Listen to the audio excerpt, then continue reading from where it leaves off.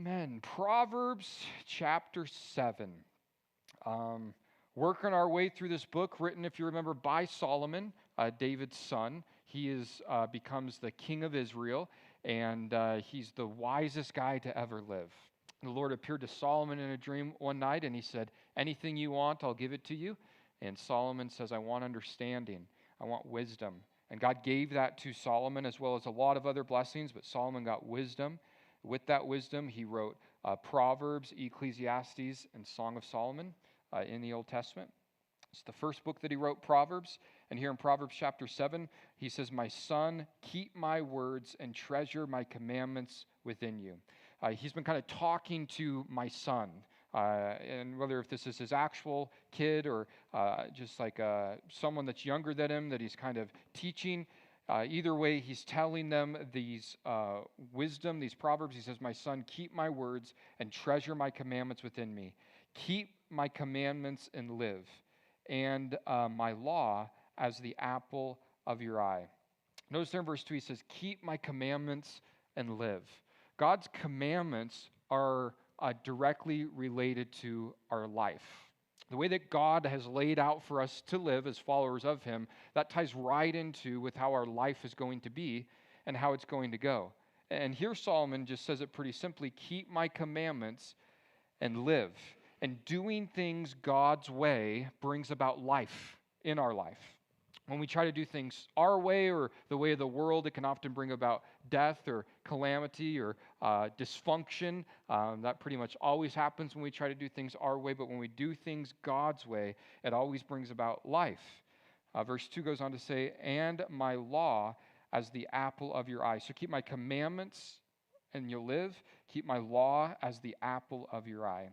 The idea of the apple of your eye, it's to be cherished above all. Hold on to this wisdom, these words that I'm speaking to you. Cherish them above all else. Verse 3, bind them on your fingers and write them on the tablets of your hearts. Take this wisdom, take this word that I'm giving you, bind it on your fingers. The idea is have it right there on your hands, if you will, ready to use, ready to apply.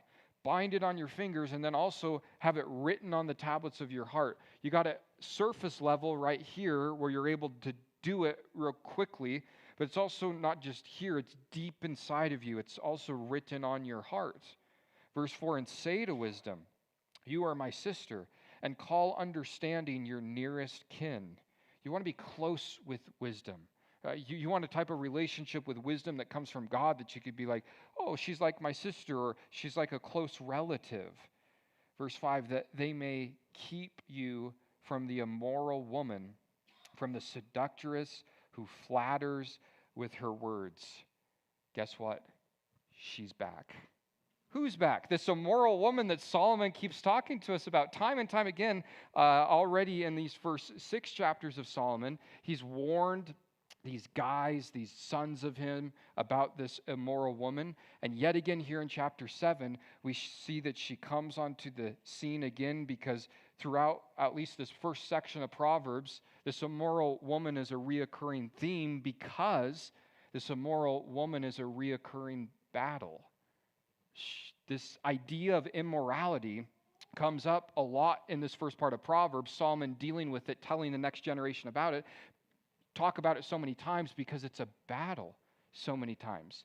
Well, Solomon, we get it. We're supposed to avoid it. We're supposed to stay away from her. Let's move on. He goes, let me just reiterate again in this whole chapter how you need to avoid this type of immorality, because this is a battle that doesn't go away. It's a battle that you have victory over, and then the next day comes, and then you need victory again, and you need victory again. So it's a reoccurring theme because it's a reoccurring battle. And he says there in verse 5 that they may keep you. If you hold on to my commandments, if you do the wisdom of the word, it's going to keep you, it's going to protect you from this immoral woman, from the seductress who flatters with her words. Wisdom keeps us out of trouble. God's word gives us life. He says that. That's good news. We want to guard it like the apple of our eye, like a very cherishable thing. But something that happens when we keep the word, when we obey what God says, is that it keeps us out of trouble. Verse number 6, he says, "For," and now he's going to give us an example of seduction. watch out for the immoral, seductress woman. And now, verse 6 to the end of the chapter, he accounts this story. Now, he does this whole thing, how I looked out my window and this is what I saw happening. So literally this is maybe someone Solomon knew that he saw happen, or maybe in a roundabout way he's talking about his own experience. I don't know, but he goes into great detail using an example of what seduction looks like. Verse 6, he says, "For at the window of my house I looked through my lattice and saw among the simple, I perceived among the youths a young man devoid of understanding. I looked out the window, and what did I see? A young, simple boy standing there. He's simple. The idea is naive. He's devoid of understanding. He doesn't know about this topic, Solomon says, that I'm teaching you about. He's naive about this whole thing. And he's just going down the street, verse 8, and passing along the street near her corner, and he took the path to her house." This is where the problem starts. Naive, going down the street, and now he starts going in the direction of the house of who? The immoral woman. Now, just 2 chapters previously, in Proverbs chapter 5, verse 8, Solomon gave us this wisdom. Proverbs 5:8, "Remove your way far from her, and do not go near the door of her house." Don't even be in the area of her. Yet now we get to chapter 7, and he's telling the story of this guy who doesn't pay attention to Proverbs 5:8, who, end of verse 8 of Proverbs 7, he took the path to her house. And watch this digression in verse 9. "In twilight, in the evening, in the black and dark of night." He starts heading towards the immoral woman's house, and this digression starts to pile up. At first, it's just twilight. The sun's starting to go down, but it's not quite dark yet. And then evening comes, and then black happens, and then darkness. And this digression is exactly the path that Solomon's going to trace this young man through, that's going to get him into the dark of night of his compromise when it has to do with this immorality. And as this is progressing, each step along the way, I'm going to argue to you that this young, naive boy had every opportunity to take the off-ramp. It's like, oh, he could have left at this instance. He could have walked away here. He could have avoided the situation there. But each compromise that he makes, he gets deeper into the situation until we'll see ultimately the outcome is great compromise. And that's how sin works in our life. Twilight, evening, black, dark of night. Twilight, a little dark. It's not quite as bright out for me spiritually. I start to compromise a little bit, and little by little you get sucked into it. Verse 10, "And there, in this dark of night, there a woman met him with the attire of a harlot and a crafty heart." It's there in that dark of night where his feet took him to the corner by where this immoral woman's house is, where he encounters this lady who is dressed in the attire of a harlot. Solomon here deals with what this lady's wearing, with how she's dressing. He goes, she's dressed like a harlot. And, dressing is an interesting topic. What we wear can affect how people see us. There's 2 attitudes in the world. One is, I should be able to wear what I want, and everyone else just needs to mind their own business. And I understand that attitude. And the other attitude is, what I choose to wear or lack of wearing might affect those with whom I'm encountering. So maybe I have a little bit of responsibility on my end as to what I'm going to wear. Could I wear a sleeveless shirt up here right now? Oh, I could, Samuel. I could be sleeveless, but I might cause some of these ladies to stumble with my guns. So instead, let's just keep the sleeves on at church. If we're doing church in the park, maybe baptisms, I'm going to be getting wet. Maybe shirts and a tank top would be appropriate there. But on like a Wednesday or a Sunday, probably just a normal t-shirt's fine. Because the way we dress is going to affect people. And we wouldn't want, Paul talks about this in Corinthians, we wouldn't want our life, our choices to cause other people to stumble. Now, I know this can be a tricky topic because it's like, well, where's the line? And the answer is it depends. Because some people think the line is dresses to your ankles and you can't show your neck and you need to wear a bonnet, and that way no one's going to stumble. And that's true. No one's stumbling over your body when you're covered that much. But do we need to go to that extreme? I don't think so. But if God's convicted you of that, then enjoy your bonnet and your dress. But the point is, we just want to be aware of this, and we want to realize that we have a responsibility in it. And this lady, she's dressed like she's on the market. You know, I've been said on this topic of what's appropriate, what's not. If it's not for sale, don't be advertising. You ever hear that?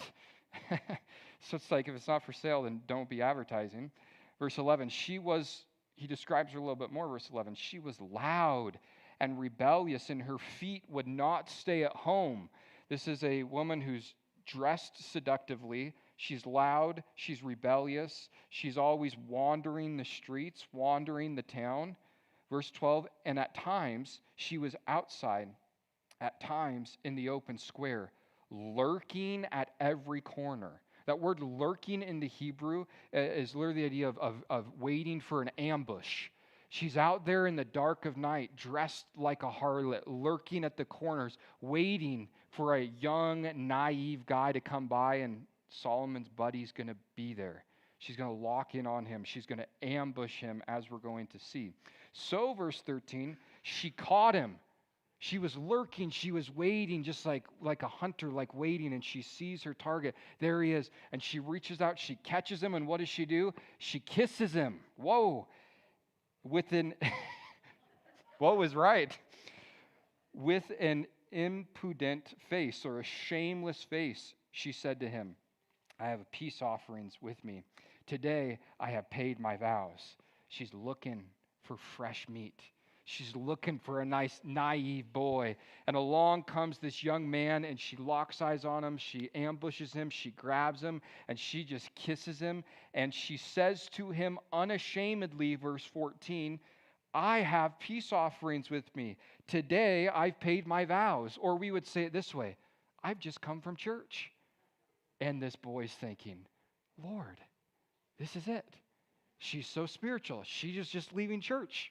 And I'm so lonely. And you've brought her to me, Jesus. This has got to be it. And this is going great.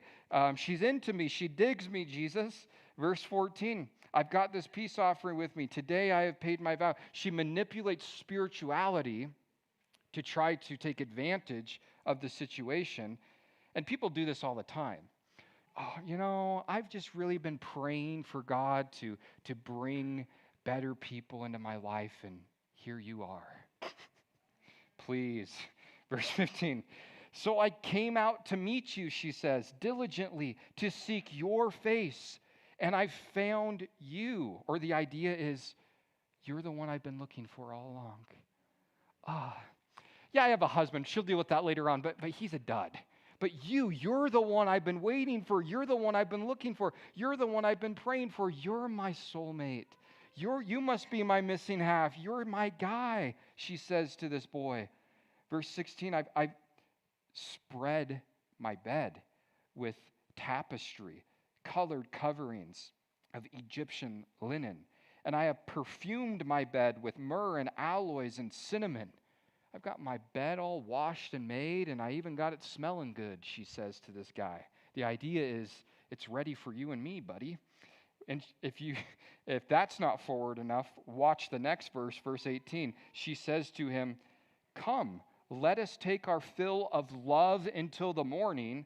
Let us delight ourselves with love.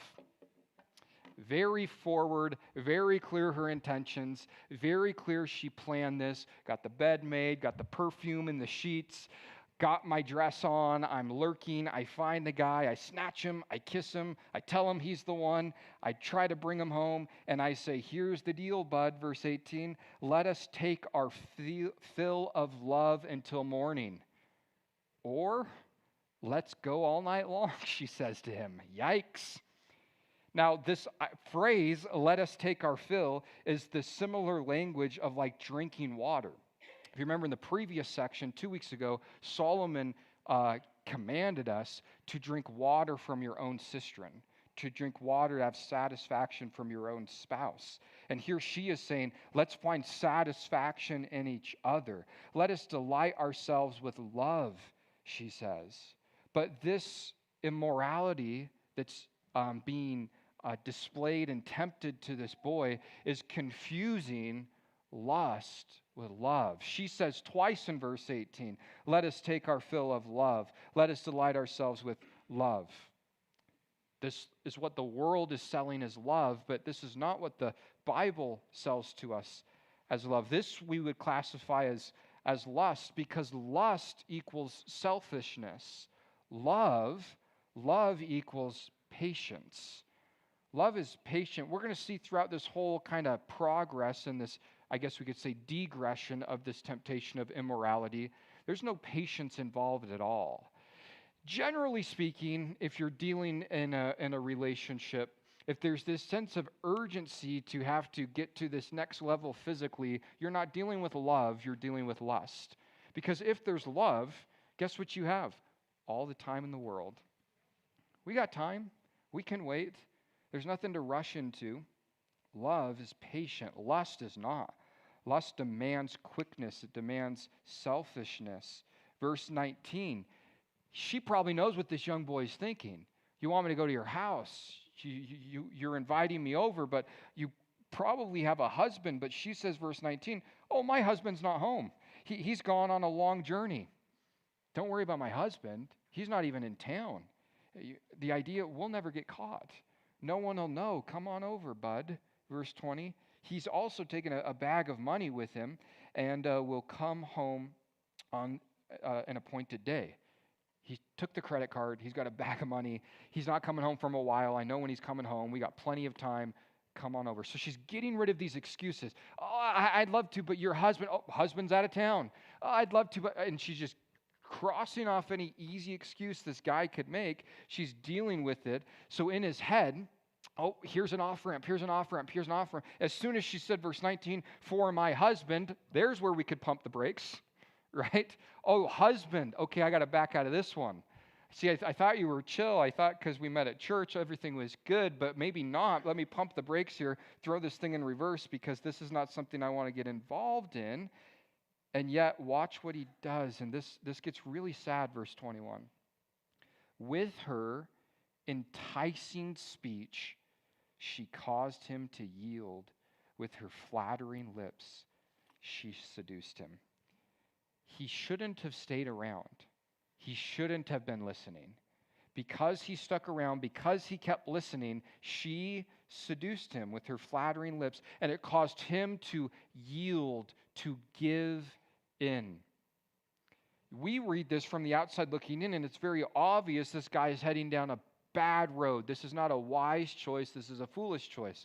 But when you're in the moment, it's a lot harder to see it that way. And yet, immorality and lust and seduction always kind of works this way. I mean, the way this lays out in Proverbs chapter 7 is pretty similar to exactly what happens when our buddy Samson gets sucked into a very similar situation in Judges chapter 16, verse number 4, starting in verse 4. It tells us this in Judges 16:4. It says, afterwards it happened that he, Samson, loved a woman in the valley of Sorek, whose name was Delilah. And the lords of the Philistines, they came up to her, and they said to her, entice him, and find out where his great strength lies, and by what means we may have over him, or overpower him, that we may bind him to afflict him, and every one of us will give you 1,100 pieces of silver.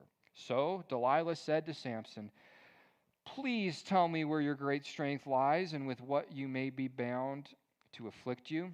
And Samson said to her, oh, if they bind me with 7 fresh bowstrings, not yet dried, then I shall become weak and be like every other man.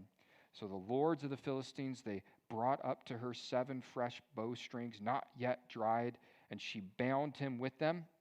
Now the men, they were lying and waiting, staying with her in the room, and she said to him, the Philistines are upon you, Samson. But he broke those bowstrings as a strand of yarn breaks when it touches fire, so that the secret of his strength was not known.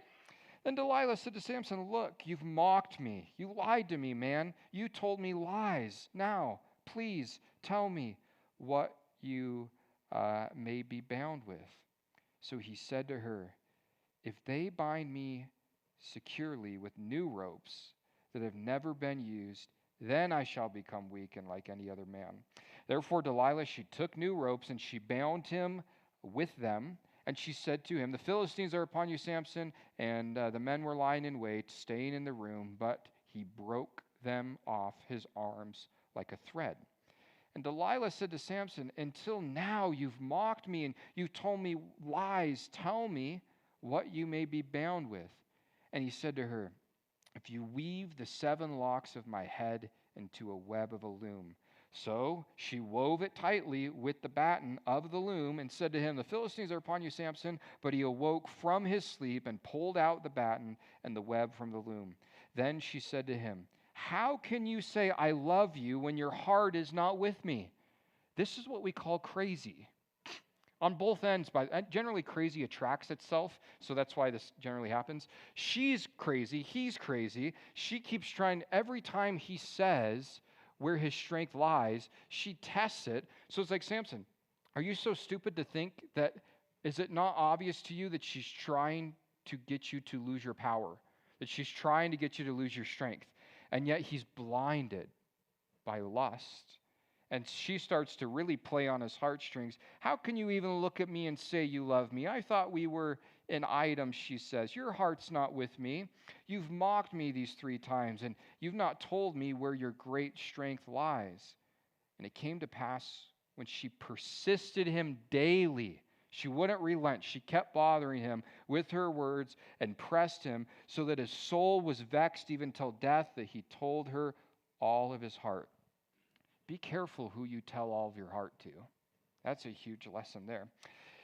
That he told her all of his heart and said to her, "No razor has ever come upon my head, for I have been a Nazirite to God from my mother's womb. If I am shaven, then my strength will leave me, and I shall become weak and be like any other man." And when Delilah saw that he had told her all his heart, she sent and she called for the lords of the Philistines, saying, "Come up once more, for he has told me all his heart." So the lords of the Philistines, they came up to her and brought the money in their hands. And she lulled him to sleep on his knees. And she called for the man and had him shave off the 7 locks of his head.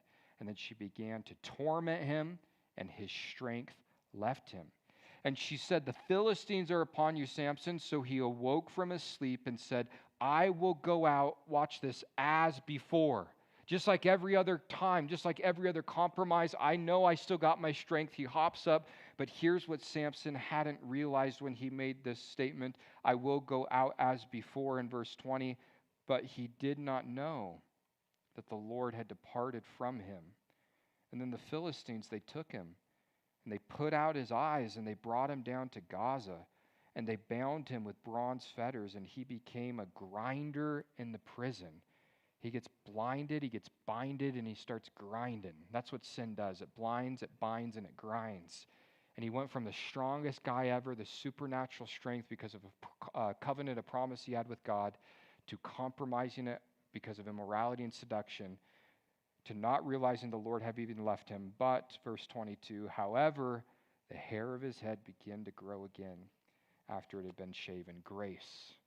God's not done with Samson. The story goes on. The point is, in that progression of Samson and Delilah, we see all these off-ramps for Samson. Here's where you could have stopped. Here's where you could have walked away. Here's where you could have opened your eyes and ended things. And yet he didn't. He stayed. He compromised. And right back here in Proverbs chapter 7, we see the exact same situation unfolding before our eyes. So much so that now this young man has yielded to the immoral woman, verse 22 of Proverbs 7. And he immediately, it says, immediately he went after her.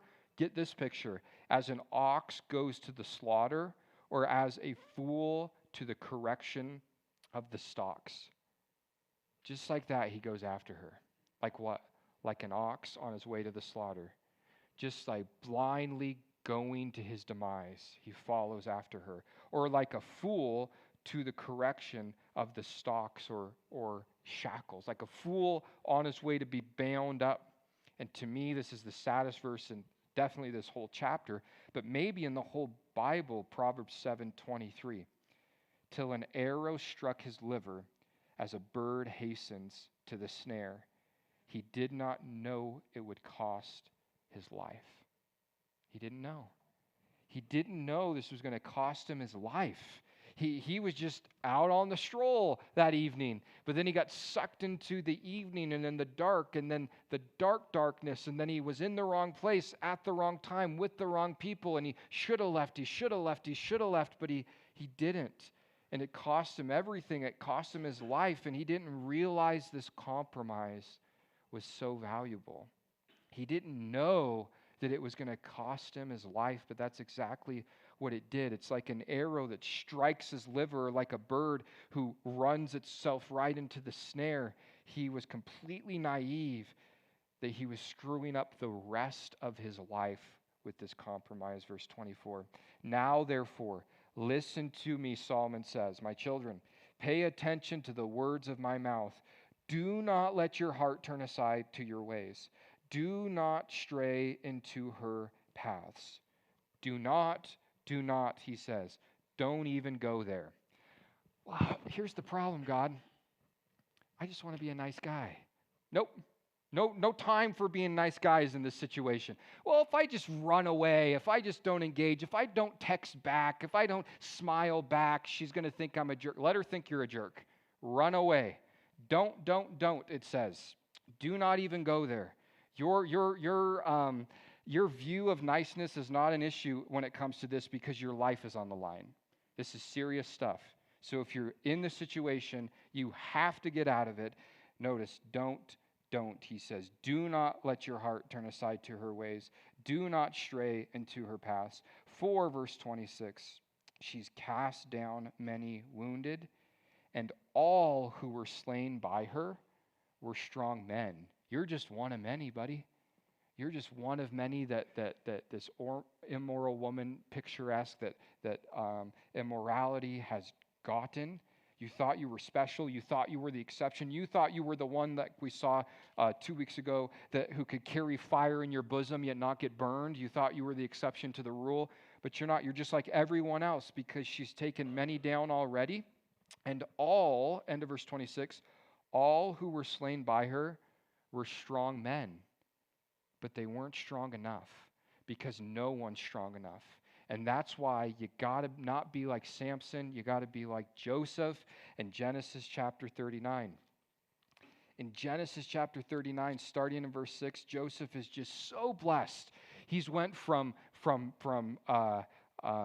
being the favorite child of his father to then being thrown in a pit, threatened to be killed by his brothers, sold into slavery, stuck in a prison, then released, to now being head honcho in the palace. Genesis 39, verse 6. Thus he left all that he had to Joseph's hands, and he did not know what he had except for the bread which he ate. Now Joseph, he was handsome in form and appearance. Remind you of anyone? Samuel? You. He was handsome in form and appearance, it says, and it came to pass after these things that his master's wife cast longing eyes on Joseph. And she said, getting very straightforward, lie with me. But he refused, and he said to his master's wife, look, my master does not know what is with me in the house, and he's committed all that he has to my hand. My master trusts me with everything. He doesn't know what I'm even responsible for. He just knows. As Joseph's got it, it's going to be taken care of. Your husband, my master, trusts me with everything, Joseph says, verse 9. There is no one greater in this house than I, nor has he kept back anything from me but you, because you are his wife. How then can I do this great wickedness and sin against God? So it was, as she spoke to Joseph that day, day by day, that he did not heed her. He would not listen. He would not entertain it to lie with her or to be with her. But it happened about this time when Joseph went into the house to do his work, and none of the men of the house were inside. Just him and her alone in there. That she caught him by his garment, saying, "Lie with me." But he left his garment in her hands, and he fled outside. He ran right out of that situation. She grabbed a hold of his coat. She was talking, and she realized he wasn't listening. She realized he wasn't interested. She realized he put up these boundaries, and if my words ain't going to work, I'm just going to take you by force. She just grabs a hold of him, and Joey just got right out of that coat, and he ran, because this is how we deal with immorality. This is how we need to deal with lust. In 2 Timothy chapter 2, verse 22, Paul says this, 2 Timothy 2:22, "Flee also youthful lusts, but pursue righteousness, faith, love, peace with those who call on the Lord out of a pure heart." Don't fight it. Don't entertain it. Why? Because everyone who's done in by her, Proverbs chapter 7, verse 26, was a strong man, stronger than you, and you're not strong enough. So instead of standing it, holding your ground, trying to be strong in the face of it, you got to get out of it. You got to get out of the situation. You got to avoid the situation. If you get into the situation, you got to get out of it, because it will do you in. And you'll be just like the guy, end of verse 23, you didn't even know it would cost you greatly. Verse 27, her house, it's in the way to hell, Sheol, to the pit, to the grave, descending to the chambers of death. Okay, Solomon, we get it. Thank you for time and time again reminding us of this battle that we face time and time again. And this is one we do not want to play with. We don't even want to go there. That's priority number one. But once you get there, you better take an off-ramp, because if you keep going in the direction, this is where it's going to get you. Proverbs chapter, I wish Tim would have taught that last week. Proverbs chapter 8. Verse 1. Does not wisdom cry out, and understanding lift up her voice? She takes her stand on the top of the high hill, beside the way where the paths meet. She cries out by the gates, at the entry of the city, at the entrance of the door. To you, O men, I call, and my voice is to the sons of men. So in chapter 7, he deals with this immoral woman, but throughout Proverbs, Solomon talks about wisdom like a lady, and now he's talking about wisdom, and he talks about wisdom is crying out to us. Understanding is lifting up her voice to us. She takes a stand on top of the high hills, beside the way where the paths meet, and she cries out by the gates, at the entry of the city, at the entrance of the door.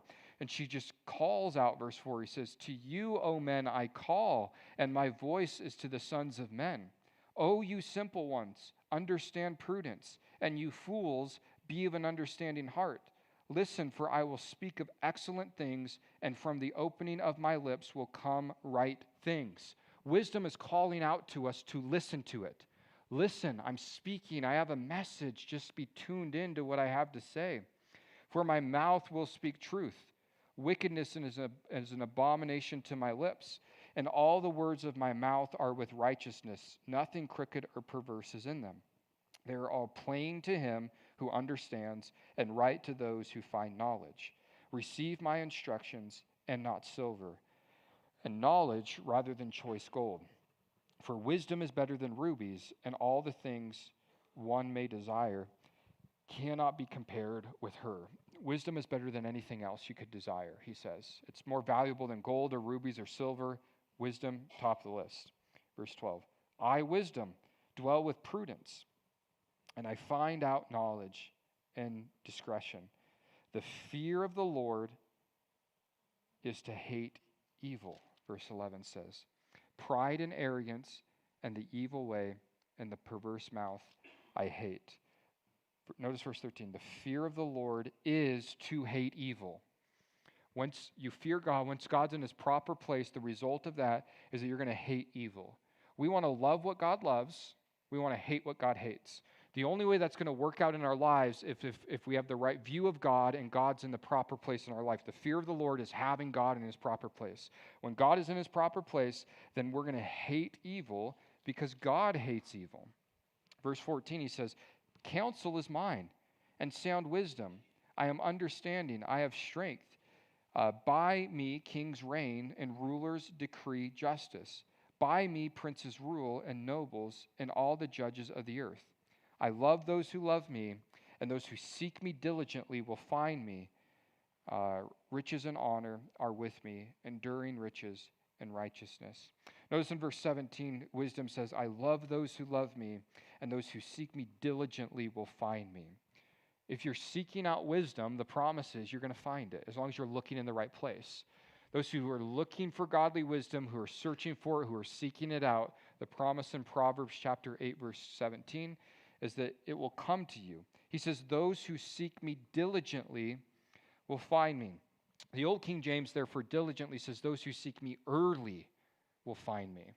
I kind of like that idea. Those who seek me, wisdom comes from the Lord. Those who seek the Lord early are going to find him.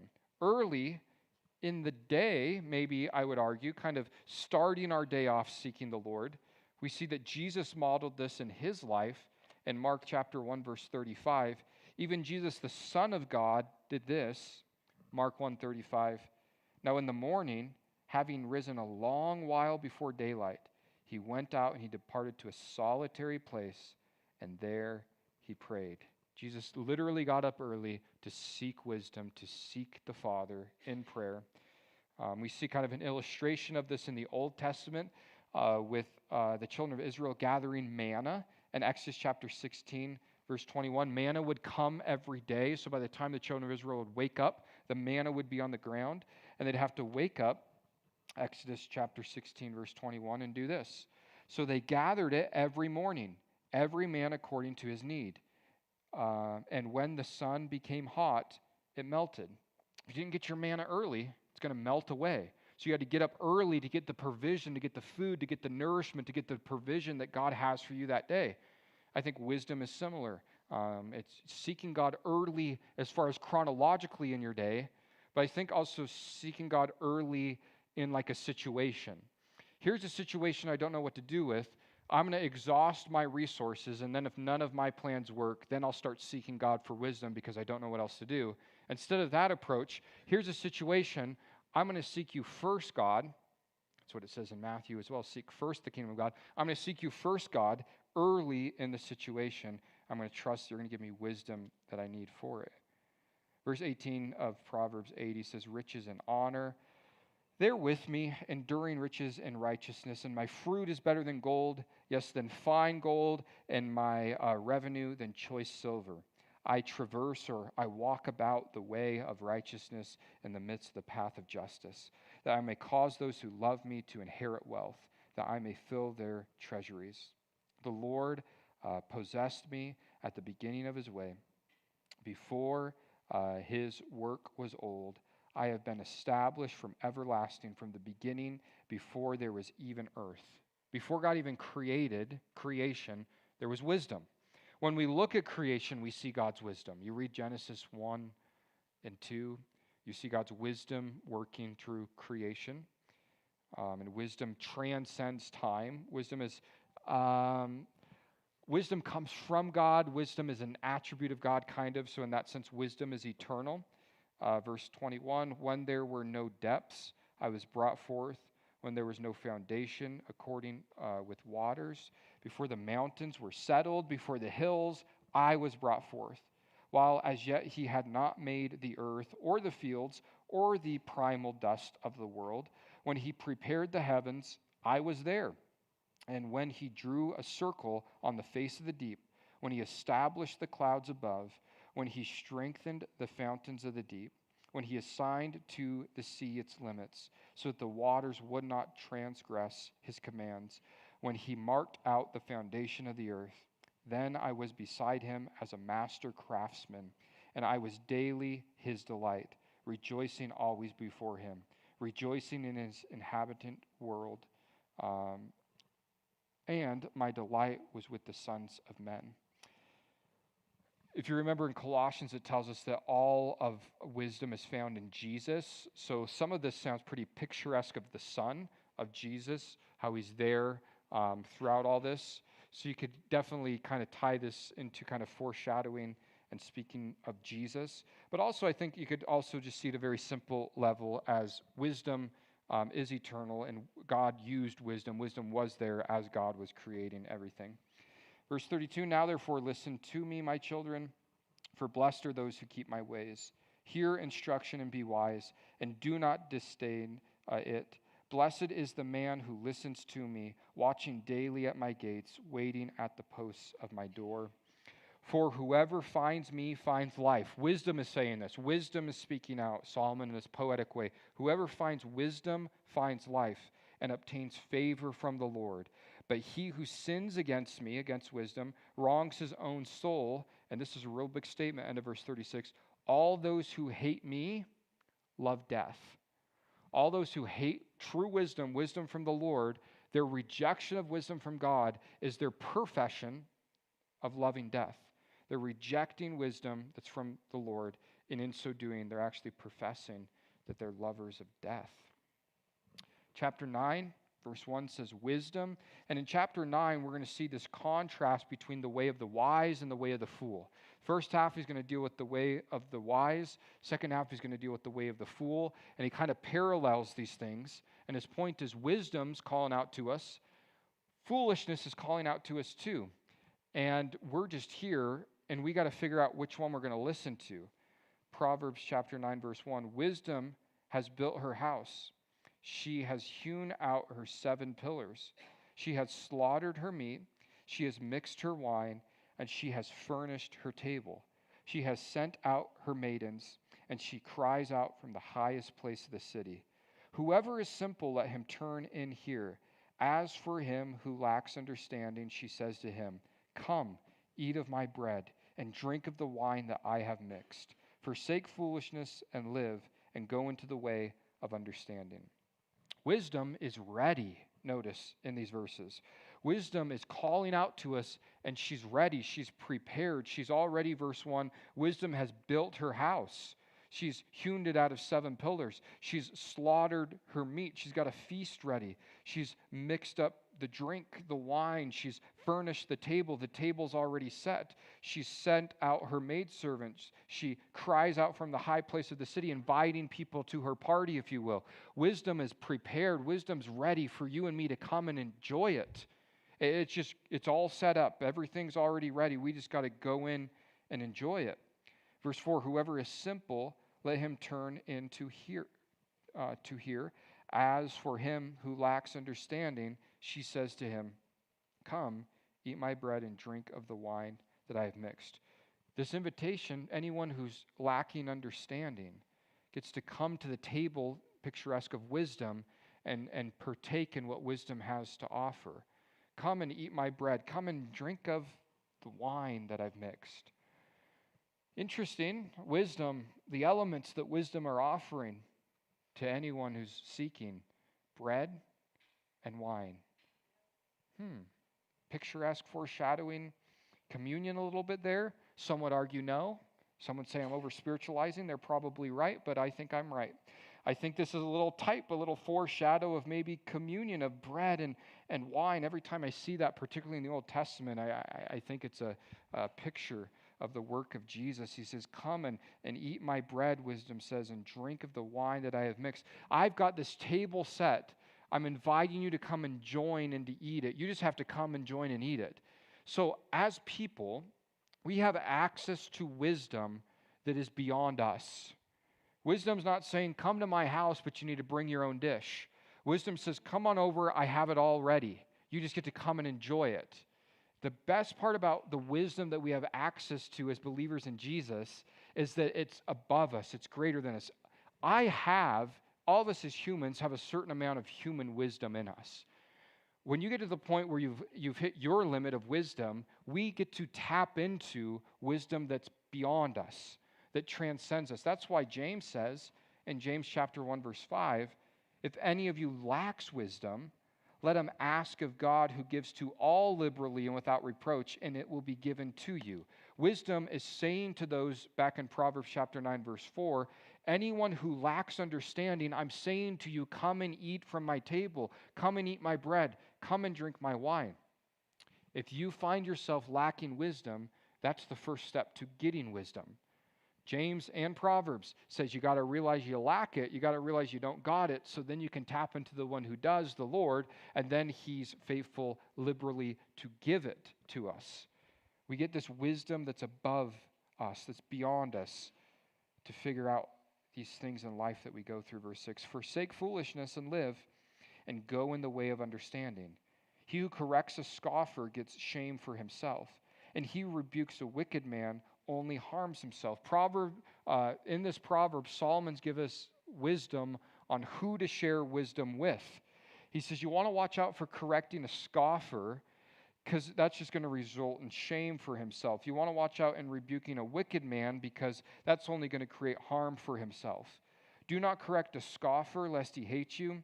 Rebuke a wise man, and he will love you.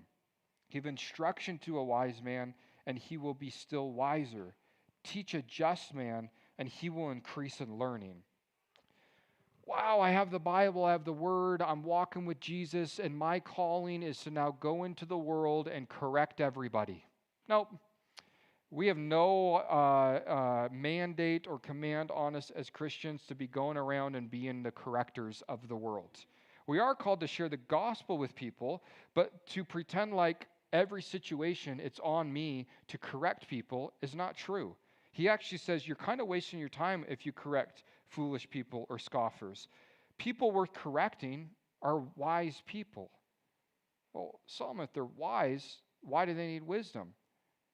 They need wisdom because they are wise. They realize they need it. Those are the ones that it's okay to share with. It's okay to bring a correction to, because otherwise you're probably just kind of wasting your time. Yet the just, he says in verse 9, give instruction to the wise man and he will still be wiser. Teach the just man and he'll increase in his learning. He'll get smarter. Verse 10, the fear of the Lord is the beginning of wisdom. We've seen this verse before. The fear of the Lord is the beginning of wisdom. You got to start with your view of God. You got to start with what you believe about God, and wisdom is going to transcend, or it's going to not transcend, it's going to come out of that. And the knowledge of the Holy One is understanding. For by me your days will be multiplied by wisdom, and your years of life will be added to you. If you are wise for yourselves. And if you are a scoffer, you will bear it alone. If you're wise, guess who it benefits? You. If you're a scoffer, guess who it hurts? You. Your choices affect you, Solomon says there in verse number 12. If you want wisdom and you gain it and you get it and you're enjoying it, it's going to help you out. If you don't want wisdom and you want to scoff at it, then you're going to have to bear the consequence of that alone. Either direction, either choice you make, it's affecting your life. Your choices create consequences in your life. Verse 13.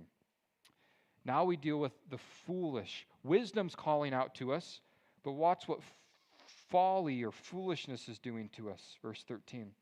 A foolish woman is clamorous, or a loud and confusing noise. That's what clamorous is. She's simple. She knows nothing. She sits at the door of her house on a seat by the highest place of the city to call out to those who pass by, who go straight on their way. Wisdom's calling out to us. Foolishness is calling out to us. Yeah. You ever be in a situation and you do something really stupid and you're like, I shouldn't have listened to that foolishness idea that just all of a sudden came into my head, or that friend recommended, or whatever the case might be. Both things, wisdom and foolishness, are calling out to us, verse 15, to call to those who go straight on their way. Whoever is simple, let him turn in to hear. And as for him who lacks understanding, she says to him, stolen water is sweeter, and bread eaten in secret is pleasant. That's a proverb from foolishness that's true. Stolen water is sweeter, and bread eaten in secret is pleasant. What's that mean? There's kind of this rush of doing the wrong thing sometimes. People get addicted to this. Like troublemakers, punks, they thrive off this rush of doing the wrong thing. It's fun to speed past cops because I know I could get caught. There's that thrill. And there's a thrill, there's a rush, endorphin-wise, biological-wise, in drinking stolen water. It tastes better once you steal it. is the idea. The bread that I secretly eat privately, not out in open, behind closed doors, it's more satisfying than the other. Just this morning, I was listening to this podcast, and it had this neuroscientist on it. His name's Andrew Huberman, and he was talking about this actually very thing about how our endorphins work, and how it's not about the thing, it's about the anticipation of the thing. And once you get the thing, that's when your endorphins start to drop, but it's the buildup, that's what really gets the chemicals going. And he actually even talked about, and this ties in with the whole chapter 7 thing, if like your endorphin level flatline, we'll say, is 100%, there's all these things that really escalate your endorphins. So if 100% is the flat line, this is life is good. Like really thinking about nice food would be like 150%. So it's like, man, so I'm hungry. I didn't eat dinner yet tonight. I'm going to go home. I'm going to make some tacos. Thinking about the tacos is much more enjoyable than when I actually get home and get 4 tacos in. 4 tacos in, it was good, but the front game was better. The idea, this is where my body is getting excited about the food right now because I can't have it quite yet, but it's getting closer and closer and closer. And this is how it works with everything. So food is like 150%. Cocaine is like 1,300%. Like it takes your endorphins of where your level and it's times 13. But then one he shared was sex, and it was 200%. And he actually argued that statistic and said that's true, but it's actually been proven biologically by those who study such things that if you are having sex with a new partner time and time again, instead of more like 200% being the flat line, it doubles plus some to more 400 to 500%. Meaning that there's this thrill and this excitement with the newness of a partner. And all that kind of ties back into the chapter 7 thing, and also what he's saying here in verse 17 of chapter 9, and that is that, and I think we actually do a bad job as Christians when it comes to these things, because we preach how sin is bad and how sin is bad and how it's terrible and it's awful, and it is. But the problem that the world kicks back against us is, why is it fun then? Or why does it feel so good? Or how can this be sin when it feels so right? Biology is not in our favor when it comes to sin. Biology and the way our brain works and the way these endorphins even just work in our structure, it makes the wrong thing feel right. And sometimes the wronger the thing is, the more right it can feel and the more satisfied it can come across. But nowhere in the Bible is God telling us that we need to find the things that get us off the most. Because I don't know, but I would bet if you could interview people, having an affair is exciting. It's way more exciting than being married, I bet people would tell you, at a certain stage of it. This thing and that thing and that thing that the Bible speaks negative against, it's not that it's not fun, it's not that it's not exciting, it's not that there's not a thrill, it's that it's wrong. So we can't be dictating our lives based upon, well, the stolen water tastes better, let me keep stealing water because it tastes better. No, I'm just going to drink my own water because it's wrong to steal water. Eating bread in secret tastes better because it feels like I'm getting away with something, but that's just all a psychological game. The right thing to do is to not train your body into this like pleasure and release mindset and habit, and even honestly addiction, because then you get stuck. And the problem with how these endorphins work is then each time, in order to get the high again, no matter what it is, whether if it's food or it's cocaine or whatever, the ceiling rises. And it's not about, now I'm just telling you what I learned about the neurology, but the rush is how quickly you can go to climax. That's why smoking cocaine was so addictive for people, because it just, you can get it right away. It's just this immediate type of thing. You get this endorphin climax right away, as opposed to something where you're getting endorphins, but it's happening longer over time, maybe like working out or running. You got to put in the work, and it's a longer process. You can get a shortcut, get it right away. Sin is here's where I want to land. Sin is a shortcut to endorphins. Good news, we are not called to have as many endorphins as we can in this life. We are called to follow after Jesus and to do what's right. So just don't let that all confuse you when it comes to right and wrong. Verse 18, he says, "But he does not know that the dead are there, and that her guests are in the depths of hell. Foolishness calling out to you, hey, come on over, let's have dinner. Well, what you don't realize is all of her guests are dead." You come over to this lady's house, again, poetically, you come over to foolishness. Where's everyone else? They're dead. What's that mean about me, right? You're next. It's like, this is weird. They're in the basement. They're dead, she says. They've all died, and their guests, they're in the depths of hell. Wisdom, foolishness, Proverbs 9. Both are calling out to us the question, who are we listening to? Which one are we following after? Both of them are very loud. Both of them we can hear.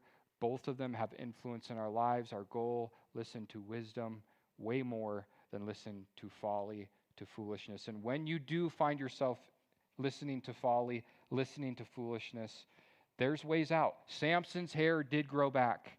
He got bald. He lost his strength for sure. His hair does grow back. He stays blind. He stays blind. He stays grinding. But he does get his strength back one last time because God is gracious and merciful. It's true in our lives. If you've compromised, if you've gone after foolishness too long, Jesus is your way out. There's consequences. Jesus is your way out. You can get back on the path of wisdom rather quickly when you just turn to him. Next week, we'll look at Proverbs, and this is kind of the first section of the book of Proverbs, chapters 1 through 9. So next week, we'll start kind of the second section, probably chapters 10, 11, and 12, so you can read ahead there. And then Sunday, we're going to be in Ephesians chapter 4, so read ahead there. And then Saturday, if you guys could pray, I get to go down to Boise on Saturday and teach at a Southern Idaho Pastors and Leadership Conference at Calvary Chapel Meridian. So I'm going to teach a main session and a breakout session. The problem is that graduation's on Friday night, and I was convinced Carson was not going to graduate. So I have to be there to watch him walk down that aisle. So I'm going to go to graduation Friday night, and then I'm going to sleep, and then I'm going to wake up at 2:30 a.m., and I'm going to drive to Boise, and I'm going to be there by 8 a.m., and I'm going to be at the conference from 8 to 5, and then I'm going to drive home Saturday and get home after 10 p.m., and then I'm going to do church on Sunday. So please pray for me, because it's a long day, but it's going to be an awesome day. So that's what we got going. Let's pray. But before we pray, let's sing something